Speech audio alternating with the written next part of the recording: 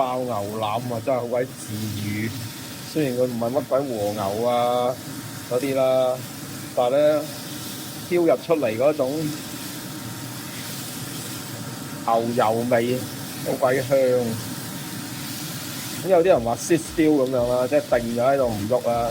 但係我真係忍唔住要炒下佢，咁樣炒起啲香味出嚟咧，哇！一煮咧流口水咁，我唔會話揼到滴落去嘅，咁但係真係好正。食落好唔好味咧？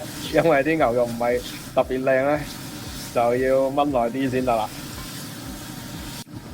掟埋啲紅蘿蔔落去炒下佢啦。跟住加水，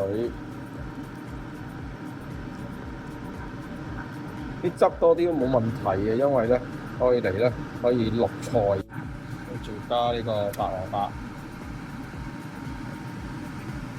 加呢個豬油醬，加呢個豆瓣醬，每個2羹先咯，加啲老外香料落去，同埋加少少卡宴辣椒粉。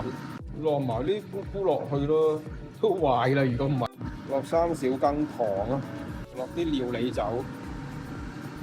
好，而家等佢滾嘅時候收細少少火，跟住就等佢燜啦，燜到食飯為止。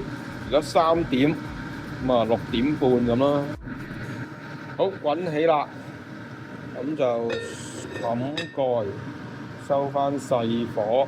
而家3點半，咁我燜幾耐得幾耐咯，6點半先啦，起碼。好，睇下點先，煲咗咁耐。你話好唔好味啊？好味啊！好味啊？咁啊好啦，good。我落咗啲豉油醬啦，落咗嗰啲海天豆瓣醬啦，齊份咯。